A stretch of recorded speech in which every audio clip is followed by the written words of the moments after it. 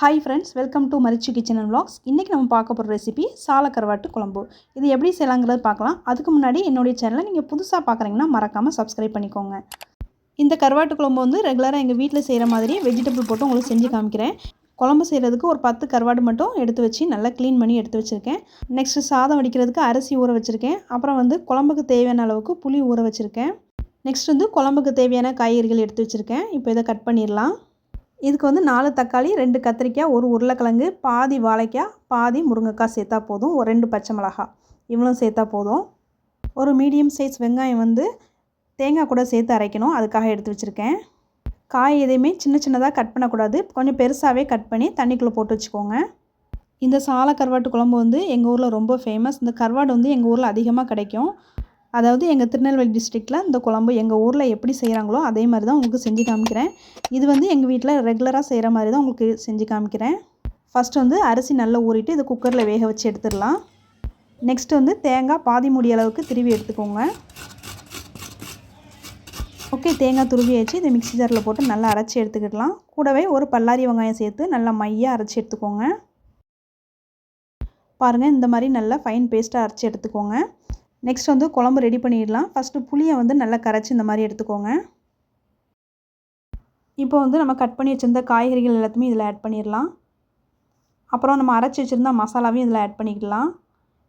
இப்போ வந்து தேவையான அளவுக்கு மிளகாய்த்தூள் நான் 2 டீஸ்பூன் அளவுக்கு போட்டிருக்கேன். நீங்கள் வந்து எவ்வளோ வேணுமோ நீங்கள் போட்டுக்கலாம். நான் 2.5 டீஸ்பூன் அளவுக்கு மல்லித்தூள் சேர்த்துருக்கேன். இப்போ இது கூடவே கொஞ்சம் கல் உப்பு தேவையான அளவுக்கு போட்டுக்கலாம்.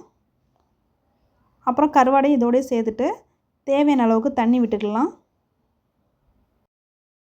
இதை கையை வச்சே நல்லா மிக்ஸ் பண்ணி விட்டுக்கோங்க.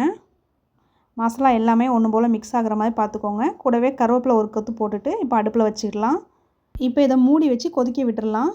நெக்ஸ்ட் வந்து பச்சை மாசிசம்பல் வந்து இதுக்கு ரொம்ப நல்லாயிருக்கும். அதுக்கு வெங்காயம் வெட்டி வச்சுருக்கேன்.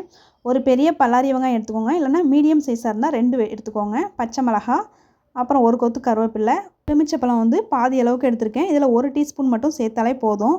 நீங்கள் புளிப்பு வந்து உங்களுக்கு தேவையான அளவுக்கு நீங்கள் ஆட் பண்ணிக்கிடலாம். அப்புறம் வந்து மாசி எடுத்து வச்சுருக்கேன். இந்த மாசி நல்லா தட்டி பொடி பண்ணி மிக்சியில் போட்டு பவுடர் பண்ணி பாக்ஸில் எடுத்து வச்சுருக்கேன். இதில் வந்து ஒரு 1 டீஸ்பூன் இல்லைன்னா 1.5 டீஸ்பூன் ஆட் பண்ணிக்கலாம்.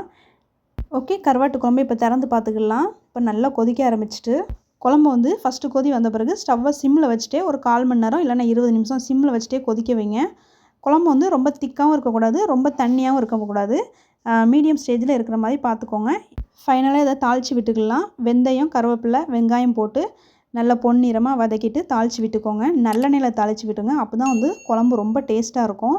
ஓகே, இப்போ சால கருவாட்டு குழம்பு ரெடி ஆகிட்டு ஸ்டவ்வை ஆஃப் பண்ணிக்கிடலாம். நெக்ஸ்ட் வந்து பச்சை மாசி ரெடி பண்ணிக்கிடலாம். நம்ம ஏற்கனவே எடுத்து வச்சுருந்த வெங்காயத்தை ஒரு பவுலில் போட்டுட்டு கூடவே ஒரு பச்சை மிளகாவையும் 2ஆக கீறி போட்டுக்கோங்க. அப்புறம் தேவையான அளவுக்கு தேங்காய் போட்டுக்கோங்க. அப்புறம் 1 டீஸ்பூன் ஃபுல்லாக மாசி பவுடர் சேர்த்துக்கோங்க. கருவேப்பிலையை சின்ன சின்னதாக கட் பண்ணி இதோட சேர்த்துக்கோங்க. கொஞ்சமாக உப்பு சேர்த்துக்கோங்க. அப்புறம் வந்து எலுமிச்சப்பழம் ஸ்னீஸ் பண்ணி விட்டுக்கலாம். ஃபுல்லாக அரை எலுமிச்சப்பழம் ஃபுல்லாக போடணும்னு தேவையில்லை, அதில் பாதி அளவுக்கு ஸ்னீஸ் பண்ணி விட்டுக்கோங்க. இப்போ இது எல்லாத்தையுமே மிக்ஸ் பண்ணி விட்டுக்கலாம். இது வந்து வெங்காயம் எல்லாத்தையுமே கட் பண்ணி வச்சுட்டு நம்ம சாப்பிட்றது முன்னாடி தான் இது எல்லாத்தையுமே போட்டு மிக்ஸ் பண்ணி எடுத்துக்கணும்.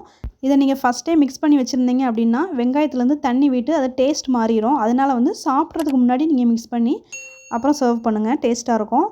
இந்த கருவாட்டு குழம்புக்கு வந்து இந்த பச்சை மாசி சம்பல் வந்து அவ்வளோ அருமையாக ரொம்ப டேஸ்ட்டாக இருக்கும்.